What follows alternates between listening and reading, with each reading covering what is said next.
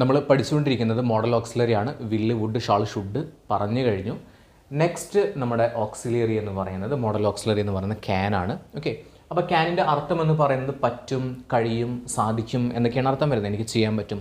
നമുക്ക് എന്തെങ്കിലും എബിലിറ്റീസ് ഉണ്ടെങ്കിൽ നമ്മുടെ എബിലിറ്റീസ്, നമ്മുടെ കഴിവുകളെ കാണിക്കാനായിട്ടാണ് നമ്മൾ എന്ത് യൂസ് ചെയ്യുന്നത്, ക്യാൻ എന്ന് പറയുന്ന ഒരു യൂസേജ് പറയുന്നത്. ഓക്കെ, ഇപ്പോൾ ഞാൻ പറയുകയാണ് എനിക്ക് പാടാൻ പറ്റും, എനിക്ക് പാടാനായിട്ടുള്ള കഴിവുണ്ട്, ഞാൻ എങ്ങനെ പറയും?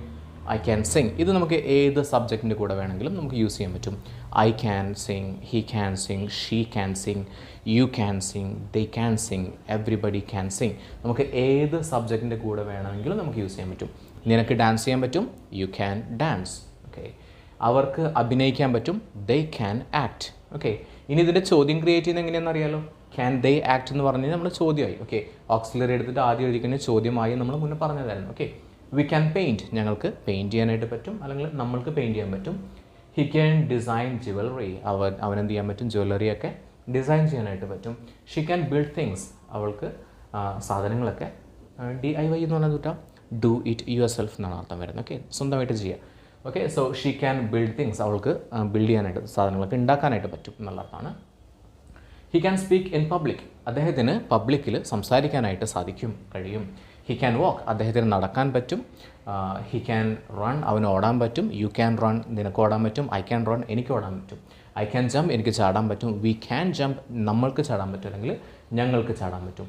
ദേ ക്യാൻ ഡ്രോ, അവർക്ക് വരയ്ക്കാൻ സാധിക്കും. Okay, he can knit, knit എന്ന് വെച്ച് കഴിഞ്ഞാൽ ഞങ്ങൾ തുന്നുക എന്നൊക്കെ പറയില്ലേ, അതാണ് അർത്ഥം വരുന്നത്. ഹി ക്യാൻ സ്കിപ്പ്, സ്കിപ്പിങ് ചെയ്യാൻ പറ്റും എന്നുള്ള അർത്ഥമാണ്. He can skip. Everybody can drive, എല്ലാവർക്കും ഡ്രൈവ് ചെയ്യാൻ പറ്റും. Okay, I can skate, skating ബോർഡാണ് ഇത് കൊടുത്തിട്ടുള്ള സ്കേറ്റിംഗ് ബോർഡ്, അപ്പോൾ അത് ചെയ്യാൻ പറ്റും. ആൻഡ് യു ക്യാൻ ക്ലൈംബ്, നിനക്ക് കയറാൻ പറ്റും. You can climb, you can climb. Okay, they can play chess, അവർക്ക് ചെസ്സ് കളിക്കാനായിട്ട് പറ്റും. ഐ ക്യാൻ റൈഡ് ബൈക്ക്, എനിക്ക് ബൈക്ക് റൈഡ് ചെയ്യാൻ പറ്റും. മോട്ടോർ സൈക്കിളിനൊക്കെ വേണമെങ്കിൽ പറയാം, ബൈക്ക് സെയിം തന്നെയാണ്. വി ക്യാൻ ഹൈക്ക്, ഞങ്ങൾക്ക് ഹൈക്കിങ് ചെയ്യാനായിട്ട് പറ്റും. We can hike. ഓക്കെ,